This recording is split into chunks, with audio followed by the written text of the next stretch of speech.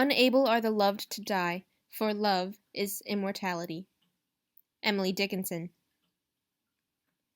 Chapter 15. "Step on it, old chap," cried Zemirius. "High time for a showdown with a baddie." I was in the passenger seat of Gideon's Mini, with Zemirius on my lap, as Gideon threaded his way through the afternoon traffic in the Strand. "Shut up!" I hissed at Zemirius. "The Count can wait forever as far as I'm concerned." "What did you say?" Gideon cast me an inquiring glance. "Oh, nothing." I stared out of the window. "Gideon, do you really think our idea will work?" My cheerful mood of this morning had worn off, to be replaced by a nail-biting uneasiness that left me feeling trembly. Gideon shrugged his shoulders. "At least it's better than, what did you call it? The rough plan of action that was all we had before." "I didn't call it that. It was Lesley," I corrected him. For a moment, we were both lost in our own thoughts. Our meeting with Lucy and Paul had shaken us both. And I hadn't realized how much time travel can take out of you until, on the way back, we arrived right in the middle of a choir practice and had to run for it, pursued by several 70-year-old screeching sopranos. But at least we were now forearmed with our meeting with Count Saint-Germain.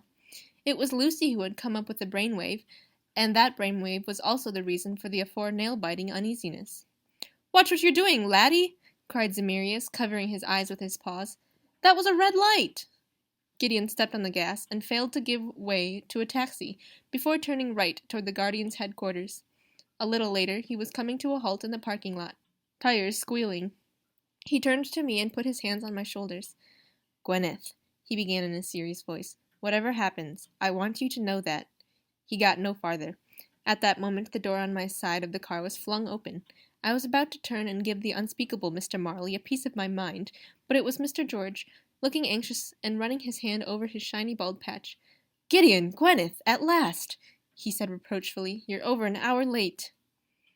"The later the evening, the better the party," crowed Zemirius, hopping off my lap. I glanced at Gideon, sighed, and got out. "Come along, children," Mr. George urged us, taking my arm. "Everything's ready for you." Everything meant a dream of a dress for me, combining cream embroidery and lace with velvet and brocade in a cool shade of gold, and a colorfully embroidered coat for Gideon. "Are those monkeys on it?" Gideon stared at the embroidery on the coat as if it were drenched in prussic acid. "Yes, they are capuchin monkeys, to be precise." Madame Rossini beamed at Gideon, and assured him that exotic animal embroidery motifs were the latest thing in 1782. She started getting up a good head of steam to tell us how much time it had taken her to generate the embroidery data files on the model of original patterns so that her sewing machine could follow them. But Mr. George stopped her in her tracks. He had been waiting at the door, staring at his gold watch. I had no idea why he was in such a hurry. After all, it didn't make any difference to the Count how late it was here. "You're lapsing the documents room today," announced Mr. George, going ahead of us for once. We hadn't set eyes on Falk or the other guardians yet. Presumably they were sitting in the Dragon Hall, renewing the oaths they had sworn when they joined the lodge, or drinking toasts to the golden rules, or doing whatever it was that guardians did when they got together. Only Mrs. Jenkins hurried past with a thick folder, working on a Sunday for once, and waved to us. "Mr. George, what are today's instructions?" asked Gideon. "Any details we should bear in mind?" "Well, for Count Saint-Germain, exactly the same amount of time has passed since the ball as for you. That's 2 days," said Mr. George at once. "However, we ourselves are a little puzzled by the instructions in his letter.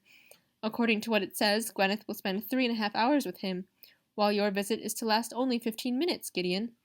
But we are assuming that there's some other tasks he wants you to perform, because he expressly said that neither of you were to elapse earlier today." He stopped for a moment and looked out of the tall window at the Temple Church. There was a good view of it from here. We didn't know quite what to make of certain hints in the letter, but obviously the Count feels sure that the circle of blood is about to be closed. He wrote that we were all to hold ourselves in readiness. "Uh-oh," said Zemirius. "Uh-oh," I thought, glancing quickly at Gideon. It sounded very much as if, although Operation Sapphire and Black Tourmaline had really been intended for yesterday, the Count had expected it to fail, and as if he'd had another plan up his sleeve all along. Possibly a more brilliant plan than ours. My nail-biting uneasiness turned into outright fear. The idea of being alone with the Count brought my arms out in goosebumps. As if Gideon could read my thoughts, he stopped and held me tight, paying no attention to Mr. George. "It will be all right," he whispered into my ear. "Don't forget, he can't do anything to hurt you, and so long as he doesn't know that, you're safe." I clung to him like one of those capuchin monkeys on his coat. Mr. George cleared his throat. "Well, I'm glad to see that you two have made up your differences," he said. A mischievous smile flitted over his face. "All the same, we really must get moving." I just had time to hear Zemirius shouting, "Mind you look after her, bonehead!" And then I was in the year 1782. The first thing I saw when I landed was Rakoczy's face, only 12 inches or so away from mine. I let out a small shriek and swerved aside. Rakoczy himself jumped in alarm. I heard a laugh, and although it sounded pleasant and melodious, all the hairs on the back of my neck stood up. "I told you to step aside, Miro." While Gideon landed beside me, I slowly turned around. There was Count Saint-Germain in a plain, dark gray velvet coat, and, as always, in a white wig. He was leaning on his cane, and for a moment he looked frail and old, in fact, ancient. But then he straightened up, and in the candlelight I saw his lips twist into a mocking smile. "Welcome, my dears. I'm glad to see you're in good health, and that Alistair's gloating account of Gwyneth's death must, I suppose, have been only the fantasy of a dying man." He came a step closer, looking expectantly at me, and it was a second before it struck me that he was probably waiting for a curtsy. So I sank into one. By the time I straightened up again, the Count had turned his attention to Gideon. "We have no time to waste on formalities today. Have you a message for me from your Grand Master?" he asked, and Gideon handed him the sealed letter Mr. George had given us. As the Count broke the seal and read it, I looked briefly around the room. There were a desk and several chairs, some of them upholstered. The open shelves around the room were full of books, scrolls, and stacks of paper, and a painting hung over the mantelpiece, just as it did in the documents room in our time. But this one wasn't the portrait of Count Saint-Germain. It was an attractive still life, showing books, parchments, a quill pen, and an inkwell. Rakoczy, unasked, had dropped into a chair, and now he put his boots up on the desk. He held his drawn sword loosely in his hand, like a toy that he couldn't bear to part with. His weird, lifeless eyes passed over me, and he curled his lips contemptuously. If he remembered our last meeting at all, he obviously had no intention for apologizing for his behavior. The Count had finished reading the letter. He looked penetratingly at me, and then nodded. "Ruby red with G major. The magic of the raven brings the circle of 12 home into safe haven. How did you escape Lord Alistair's ruthless sword? Did he just imagine it all?" "He did wound Gwyneth," said Gideon, and I was surprised to hear how calm and friendly his voice sounded. "But it was only a harmless scratch. She was really lucky." "I'm sorry that you both found yourselves in such a situation," said the Count. "I had promised you that no one would harm you, and as a rule I keep my promises. But my friend Rakoczy here was also a little forgetful of his duties that evening, weren't you, Miro? Causing me to note, yet again, that one can sometimes rely too much on other people. If the enchanting Lady Lavinia had not come to me, my first secretary might have recovered from his faint and run for it, and Lord Alistair would have bled to death all by himself." "It was the enchanting Lady Lavinia who gave us away in the first place," I said tartly. "She—" The Count raised one hand. "I know all that, child. Alcott had plenty of opportunities to confess his sins." Rakoczy let out a hoarse laugh. "And Alistair has a great deal to tell us, too, even if he did become a little indistinct toward the end. Am I not right, Miro?" The Count smiled unpleasantly. "But we can discuss all that later. We are short of time today." He picked up the letter. "Now that Gwyneth's true origin is explained, it ought not to be difficult to persuade her parents to donate a little of their blood to us. I hope you have followed all my instructions to the letter?" Gideon nodded. His face was pale and tense, and he avoided looking at me. But so far everything was going as we'd foreseen. Roughly speaking, anyway. "Operation Black Tourmaline and Sapphire takes place today," he said. "If the clock on the wall there is telling the right time, then in a few minutes I'll be traveling back to the year 2011. And everything is prepared for me to go and visit Lucy and Paul." "Exactly," said the Count, pleased. He took an envelope from his coat pocket and gave it to Gideon. "My outline of my plan is in here. I don't want any of my guardians in the future even to think of interfering with your movements." He went over to the mantelpiece and looked thoughtfully into the fire on the hearth for a moment. His eyes were bright and sparkling above his aquiline nose, and suddenly the whole room seemed to be full of his commanding presence. He raised his arms. This very day all the prophecies will be fulfilled. This very day a remedy for all sickness and disease, a miracle such as has never been known before, will be granted to mankind, he cried. He paused briefly, looking at us as if expecting applause. I thought for a split second of forcing out an admiring, "Wow, that's great," but I didn't think too highly of my acting abilities right now. Gideon, too, looked at him in silence, and Rakoczy actually had the nerve to let out a small belch at this solemn moment. The Count clicked his tongue in annoyance. "Well," he added slowly, "I assume that tells you everything." He came over to me and put his hand on my shoulder. It was all I could do not to shake it off the way I'd shaken off Tarantula. "Meanwhile, my lovely child, you and I will pass the time agreeably together, will we not?" he said unctuously.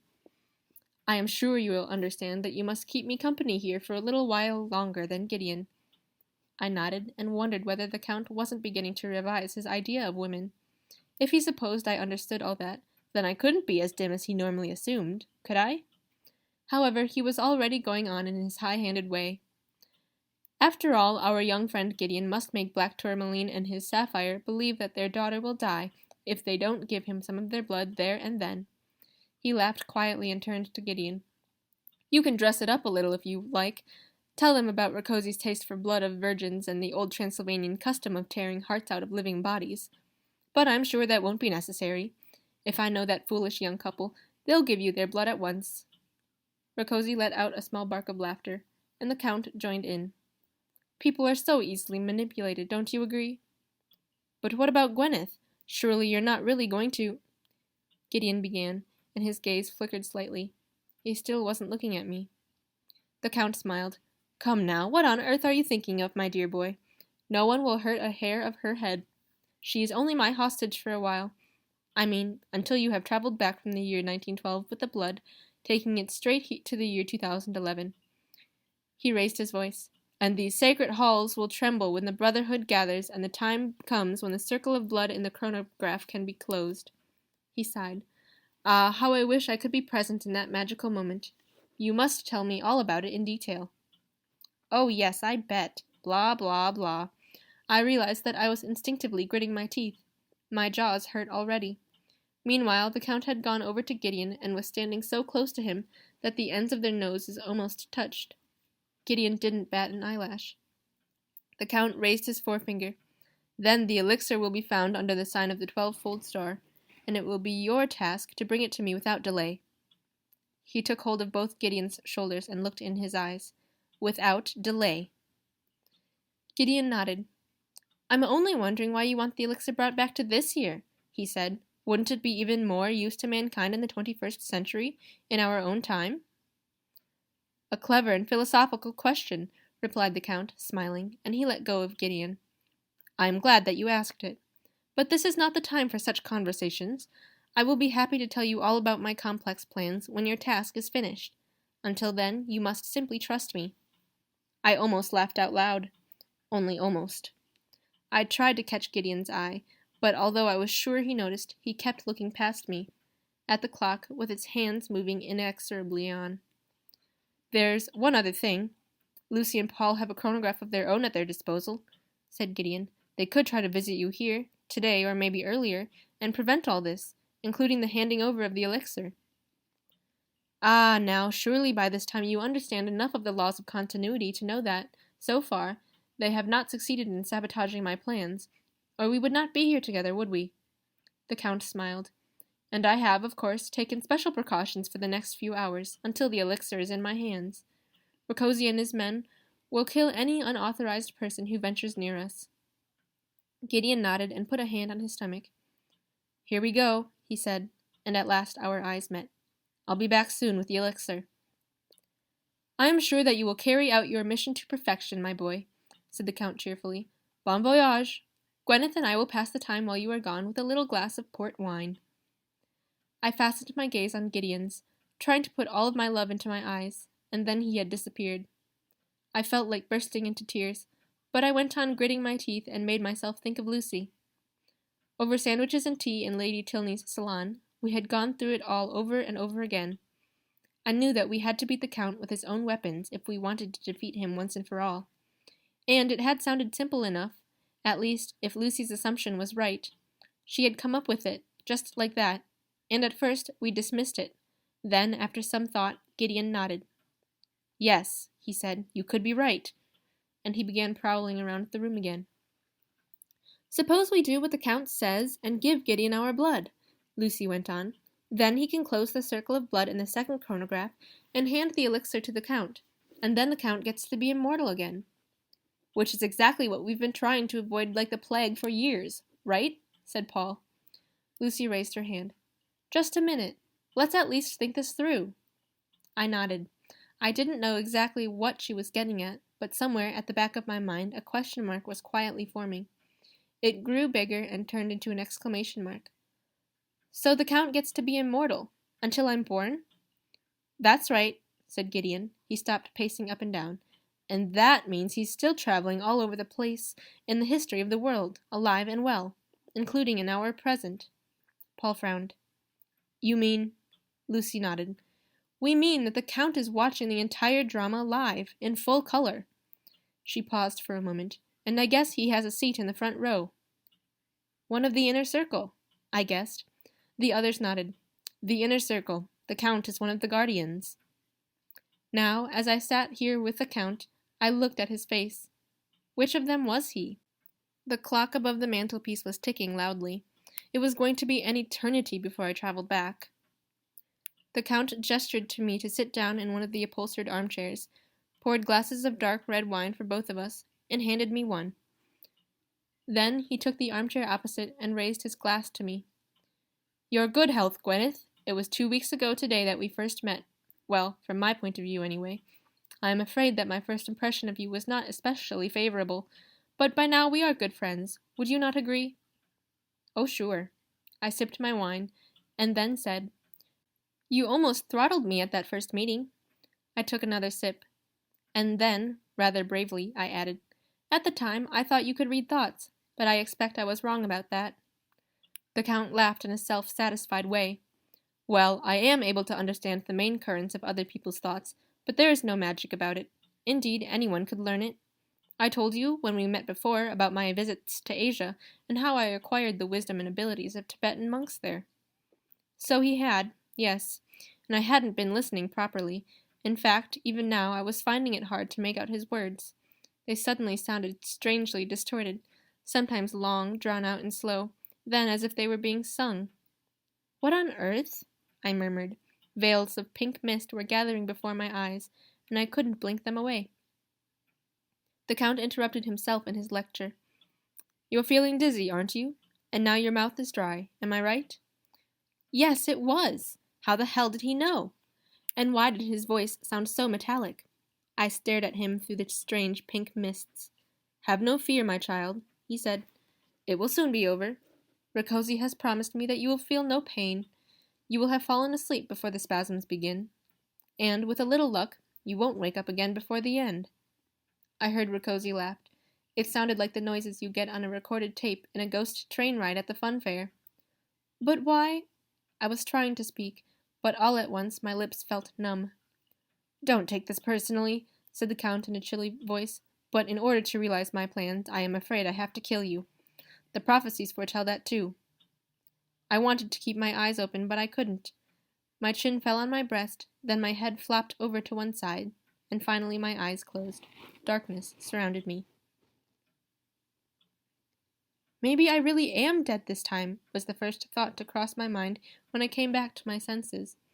But I hadn't really imagined angels as naked little boys, wearing nothing except rolls of excess fat and silly grins, like the specimens playing their harps above me here.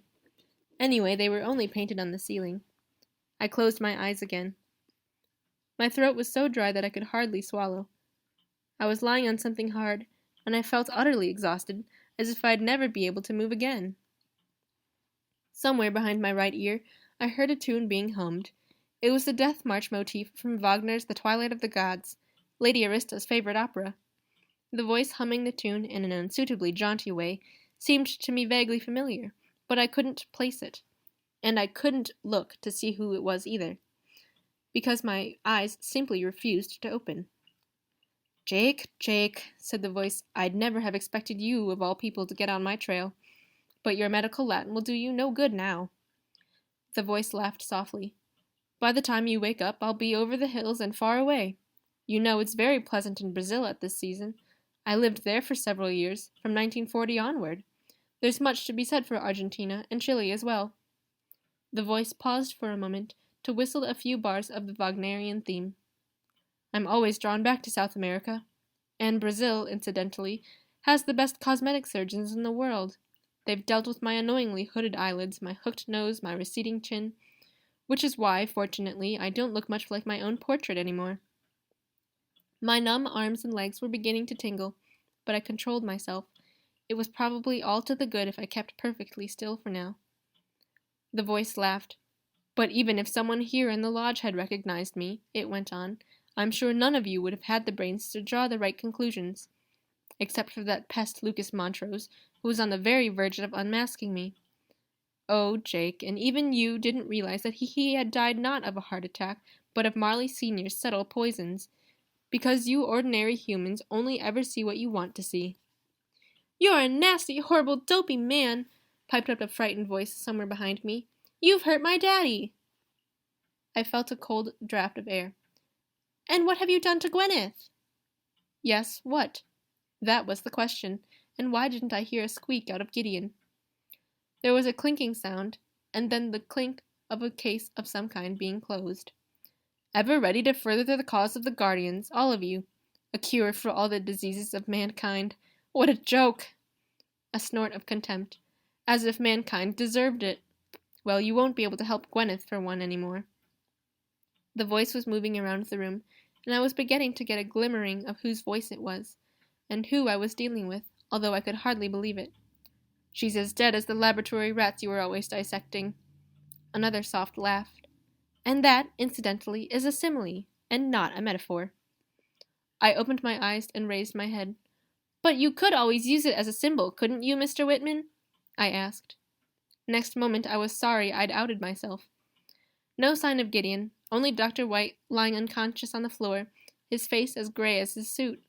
Little Robert, obviously badly upset, was crouching beside his father. Gwyneth! You had to hand it to Mr. Whitman. He didn't screech with fright, or show any other emotion at all. He just stood there under the portrait of Count Saint-Germain, with his hand on a baggage cart loaded up with a laptop bag, staring at me. He wore an elegant gray coat with a silk scarf, and he had a pair of sunglasses perched on his hair, as if he were Brad Pitt on the beach. He didn't look a bit like the Count in the painting above him. I sat up with as much dignity as I could muster. The huge skirt of my dress was rather a disadvantage, and saw that I'd been lying flat on the desk. Mr. Whitman clicked his tongue, looked at the time, and then let go of his baggage cart. Well, well, how extremely annoying, he said.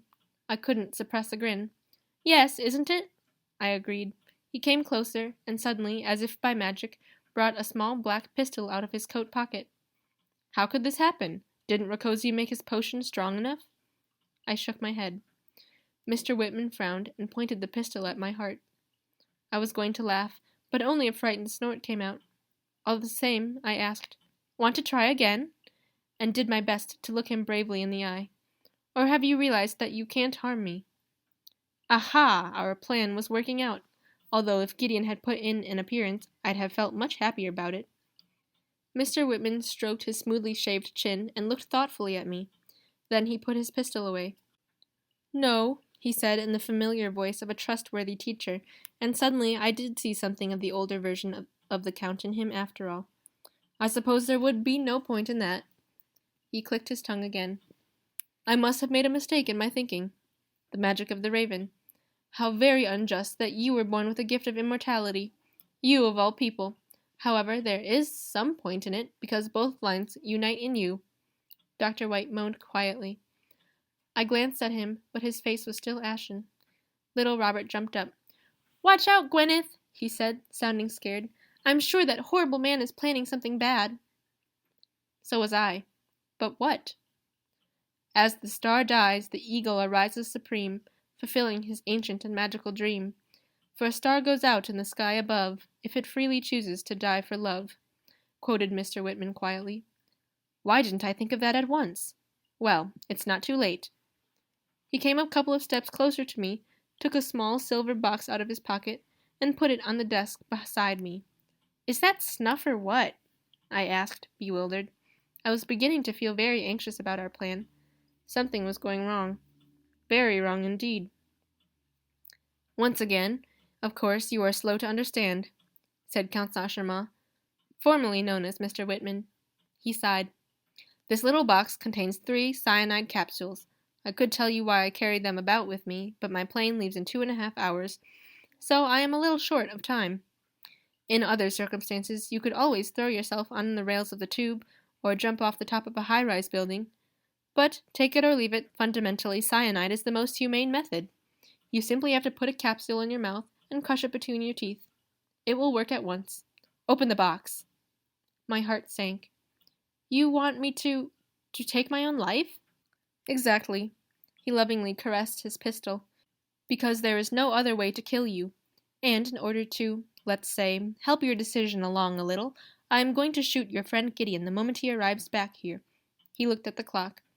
Which ought to be in about 5 minutes' time. So if you want to save his life, you had better take that capsule at once. Or you can wait until he's lying dead before your eyes. Experience suggests that such things provide extremely strong motivation. Think of Romeo and Juliet. You're so horrible, said little Robert, and he began to cry. I tried to give him an encouraging smile and failed miserably. I felt like sitting down beside him and bursting into tears myself.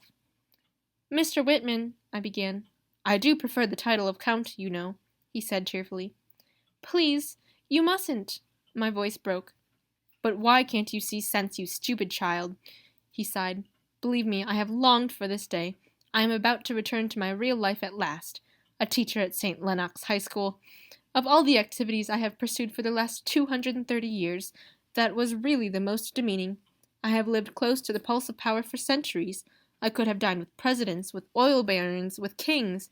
Not that kings are what they used to be these days. But no, instead I had to teach dim-witted brats, and moreover work my way up from the rank of novice to the inner circle in my own lodge. The years since your birth have been terrible for me.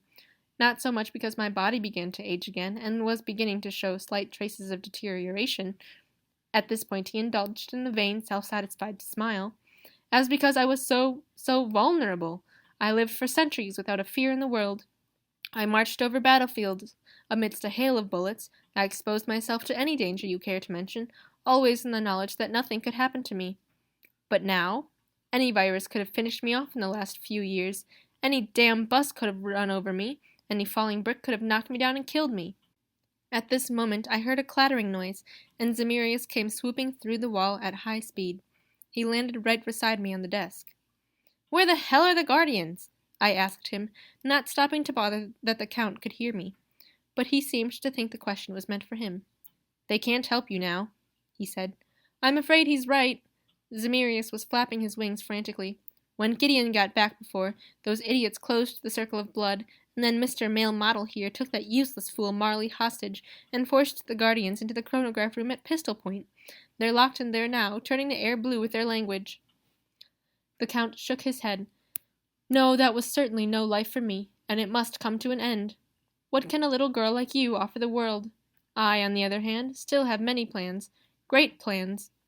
Distract his attention, cried Zemirius. Just distract his attention, never mind how. How did you manage about elapsing all that time? I asked quickly.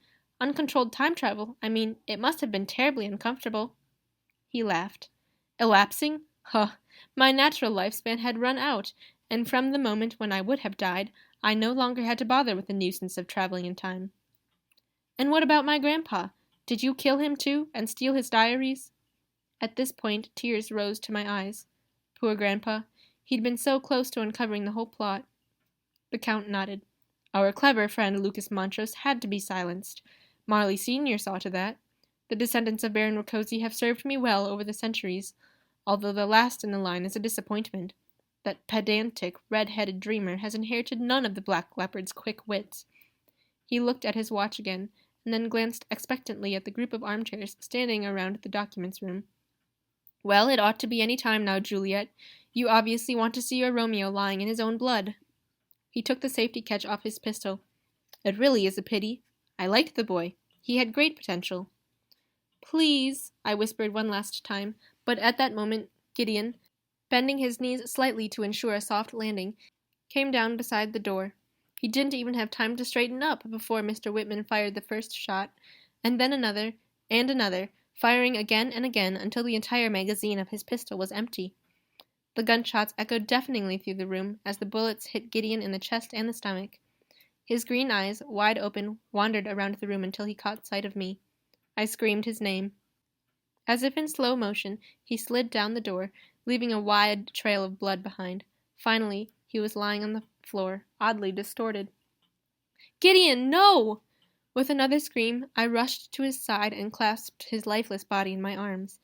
"Oh God, oh God, oh God!" cried Zemirius, spitting out water. "Please say this is all part of your plan. He isn't wearing a bulletproof vest anyway. Oh God, so much blood!" He was right. Gideon's blood was all over the place. The hem of my dress was sucking it up like a sponge. Little Robert crouched in a corner, whimpering with his hands over his face. "What have you done?" I whispered. "What I had to do, and what you obviously didn't want to prevent." Mr. Whitman had put the pistol down on the desk and was holding the little box of cyanide capsules out to me. His face was slightly flushed, and he was breathing faster than usual. "And now it's time you stopped hesitating. Do you want to live with his death on your conscience? Do you want to go on living at all without him?" "Don't do it!" cried Zemirius, spewing out water all over Dr. White's face. Slowly, I shook my head. "Then be good enough to stop trying my patience," said Mr. Whitman, and for the first time I heard him lose control over his voice. It no longer sounded either gentle or ironic, but almost hysterical. "Because if you keep me waiting any longer, I shall have to give you further incentive to end your own life. I'll kill them all, one by one. Your mother, your irritating friend Lesley, your brother, your cute little sister. Believe me, I won't spare a single one of them." With trembling hands, I took the little box. Out of the corner of my eye, I could see Dr. White clutching the edge of the desk and hauling himself laboriously up. He was dripping wet.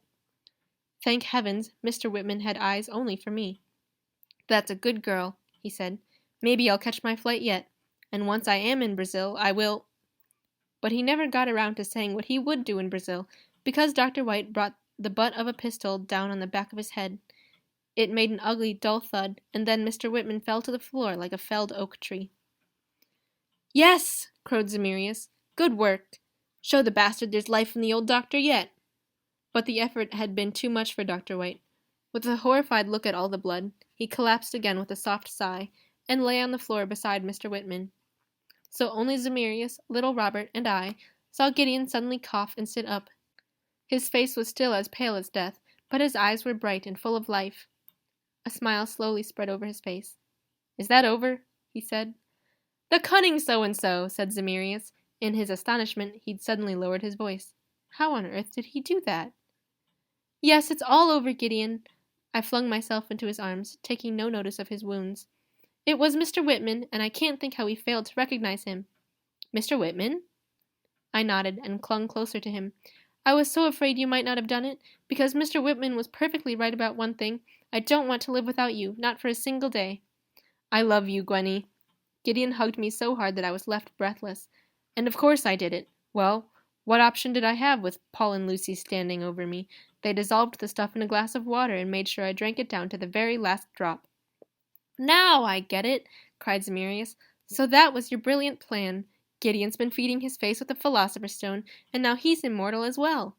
Not a bad idea, particularly when you think that otherwise Gwenny might get to feel rather lonely one of these days." Little Robert had lowered his hands from his face and was looking at us wide-eyed. "It's going to be all right, Robert dear," I told him. What a shame there weren't any psychotherapists for traumatized ghosts yet. That was a real gap in the market, well worth investigating. "Your father will be better soon, and he's a hero." "Who are you talking to?" asked Gideon. "A brave little friend," I said, smiling at Robert. He hesitantly smiled back.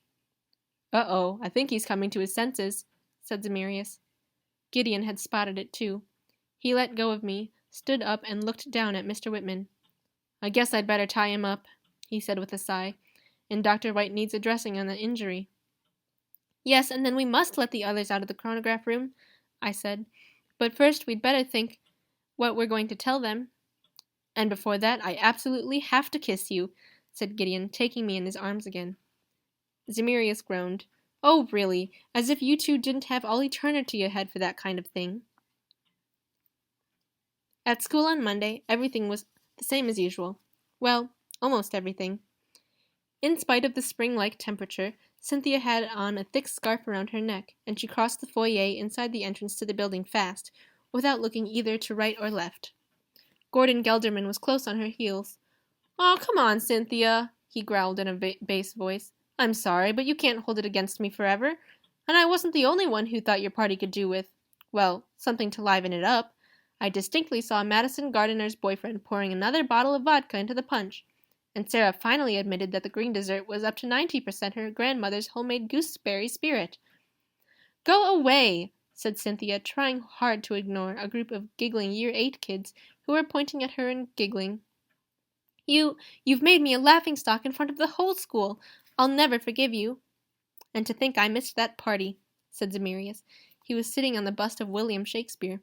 A piece of the poet's nose had gone missing during an unfortunate little accident, as Mr. Gillis, the principal, had put it, after Gordon's father gave the school a generous donation to renovate the gym.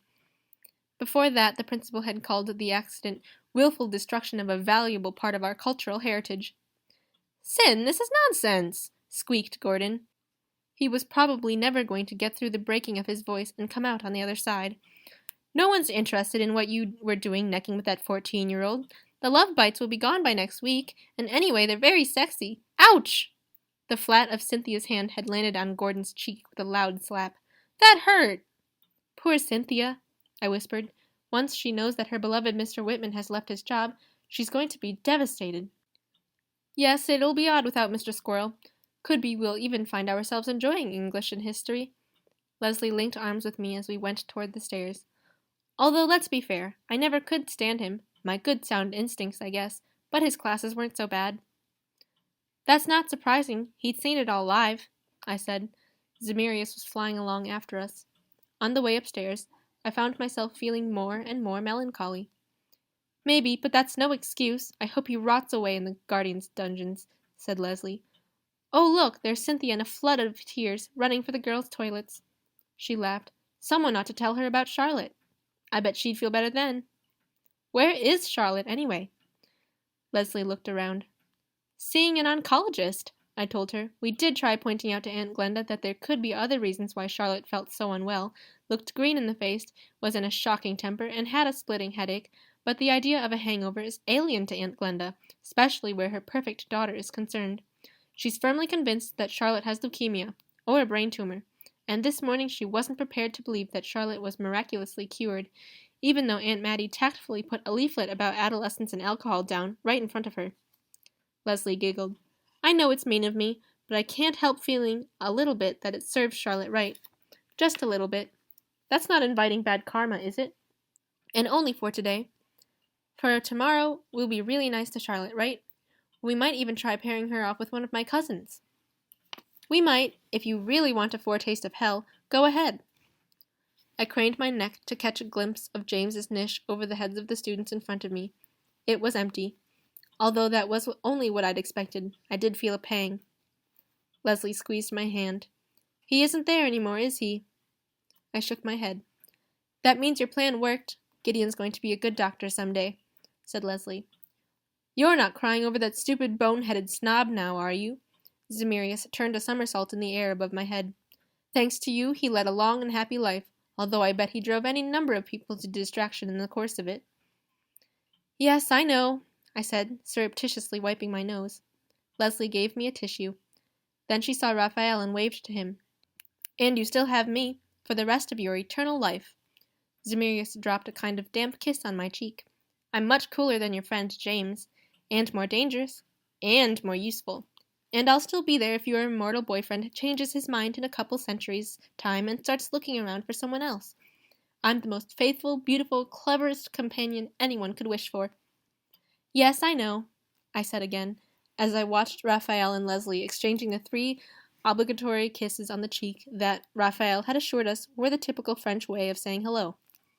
Their heads somehow managed to collide while they were doing it. Zemirius gave me a cheeky grin. Although, if you feel lonely, how about getting yourself a cat? Maybe later, I said, when I'm not living at home, and if you behave. I stopped. In front of me, a dark figure materialized right out of the wall of Mrs. Counter's classroom. A skinny neck rose above a shabby velvet coat, and above the neck, the black, hate-filled eyes of the Conte de Madrone, alias Darth Vader, were glaring at me. He launched into his usual patter right away. So here I find you, demon with the sapphire eyes. I have been wandering the centuries, never resting, searching everywhere for you and your like, for I swore death to you, and a Madrone never breaks his oath. Friend of yours? Inquired Zemirius. I was frozen to the spot with shock. Ah! Said the ghost in his throaty voice, drawing his sword and racing toward me with it. Your blood shall drench the earth, demon. The swords of the sacred Florentine alliance will run you through. He raised the sword to strike a blow that would have cut off my arm, if it had been a real sword and not just a ghostly one. I flinched all the same. Hey, leave it out, friend, Zemirius told the ghost, landing right in front of my feet. We can do without any more stress and strain here. You obviously don't have the faintest idea about demons. This is a human being, if a rather unusual one, and your silly ghost sword can't do her any harm. If you want to kill demons, you're welcome to try your luck with me. Darth Vader was irritated for a moment, but then he snarled, I will never leave the side of this diabolical creature until I have fulfilled my task. I will curse every breath that she takes. I sighed. What a frightful prospect. I imagined Darth Vader sticking close to me for the rest of my life, uttering bloodthirsty threats. I would fail my exams with him breathing down my ear all the time, he'd wreck my graduation ball, he'd ruin my wedding day, and... Zemirius was obviously thinking something similar. He looked innocently up at me. Please, may I eat him? Pretty please? I smiled at him. If you ask me so nicely, how can I possibly say no?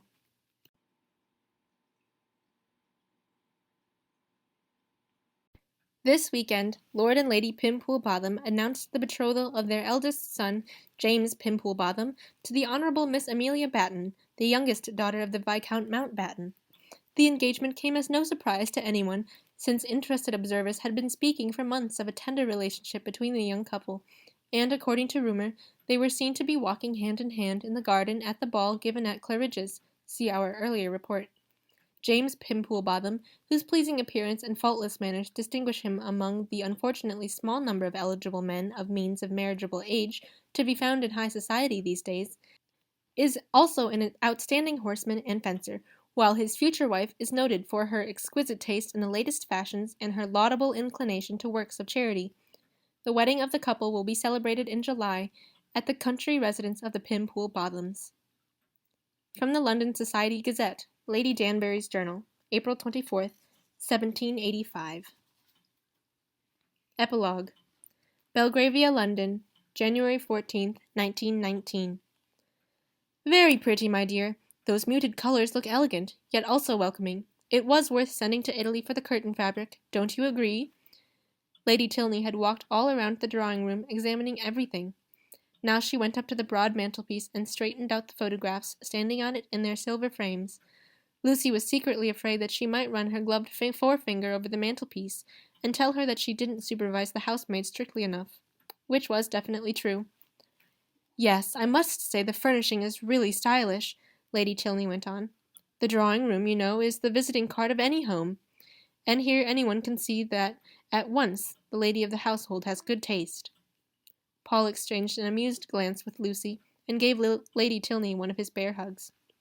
Oh, Margaret, he said, laughing, don't pretend this is all Lucy's work. You chose every lamp and every cushion yourself, not to mention the stern eye you kept on the upholsterer, and we can't even return the favor by helping you to assemble an IKEA shelving unit. Lady Tilney's brow wrinkled. Sorry, a little inside joke. Paul bent down and put another log of wood on the crackling fire. It's just a pity that terrible, distorted picture ruins the whole effect of my aesthetic composition, complained Lady Tilney, pointing to the painting on the opposite wall. Couldn't you at least hang it in another room? Margaret, that's a genuine Modigliani, said Paul patiently. In 100 years' time, it'll be worth a fortune. Lucy screeched for half an hour on end when she found it in Paris. That's not true.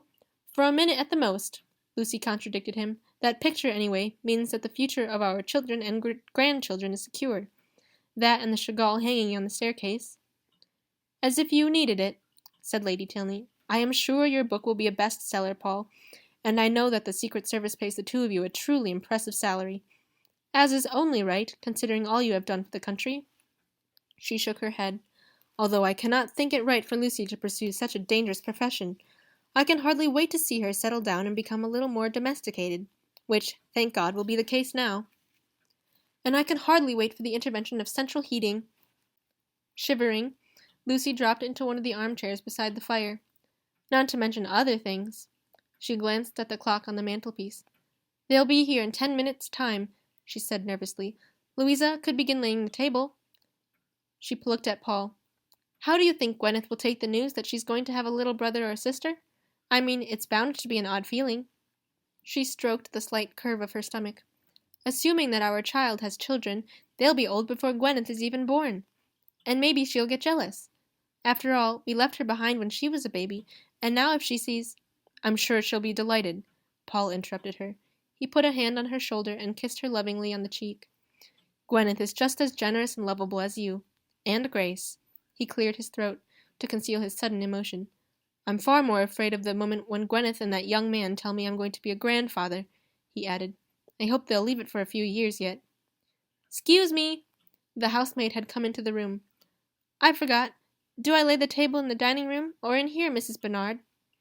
Before Lucy could answer, Lady Tilney had taken a deep, indignant breath. "First, Louisa," she said sternly, "you must knock on the door first. Second, you must wait until you hear the words 'come in.' Third, you are not to appear in front of your master and mistress with your hair so untidy. And fourth, you do not address them as Mr. and Mrs. Bernard, but as Sir and Ma'am." "Yes, my lady," said the intimidated housemaid. "I'll just go and get the cake then, ma'am." Sighing, Lucy watched her go. "I don't think I'll ever get used to that sort of thing," she said.